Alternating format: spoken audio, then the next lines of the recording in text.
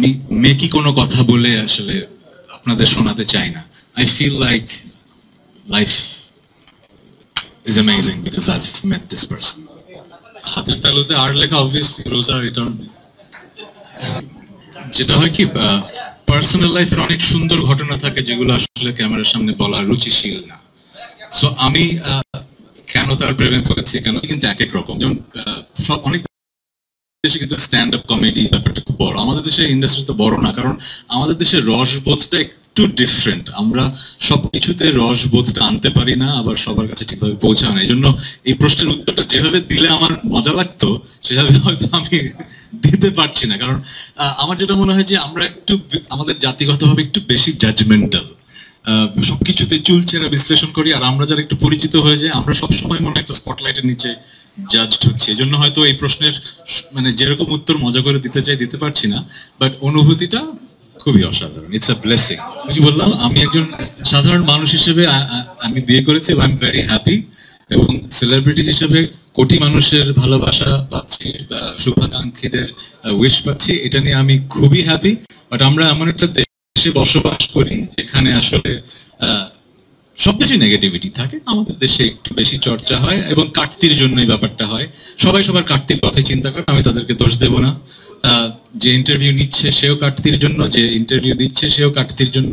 So আমার কাজ হচ্ছে যে ওই যে বললাম বছরের পর বছর গান করে যাওয়া, মানুষের মনের মাঝে জায়গা করে নেওয়া, তাদের সাথে বন্ধন। 18 কোটি মানুষের 18 কোটি মানুষই তো আমার শুভাকাঙ্ক্ষী নয়, তাই না? আমি এটা বুঝি, পৃথিবীতে এমন কোনো মানুষ তো নাই। সো আমার কথা হচ্ছে আমি যাদের জন্য গান করি তাদের জন্য গান করছি, তারা আমার এই সময়টায় খুশি হয়েছে। তো আমি নিজেকে ভাগ্যবান মনে করি যে আমি আমার একজন মানুষকে পেয়েছি যা who makes me smile like this and I'm very happy. So তিনজন। আচ্ছা একটা কথা বলি, আমরা 3 মিনিটের জায়গায় আমি তো অনেকক্ষণ আছি। আমার পাশে একজন গুণী শিল্পী আছেন না, ওনার সাথে একটু কথা বলবেন না? জি। যেটা হয় কি পার্সোনাল লাইফের অনেক সুন্দর ঘটনা থাকে যেগুলো আসলে ক্যামেরার সামনে বলা রুচিশীল না। সো আমি কেন তার প্রেমে পড়েছি কেন তাকে ভালোবাসি সেটা আমাদের খুব পার্সোনাল ব্যাপার। সে সো একটা সময় হয়তো ব্যাপারগুলো একভাবে দেখতাম, এখন যেভাবে দেখি যে it's a blessing to be married. So I feel like আমি মেকি কোনো কথা বলে আসলে আপনাদের শোনাতে চাই না। I feel like life is amazing because I've met this person. হাতের তালুতে আর লেখা obviously রোজা রিটার্ন।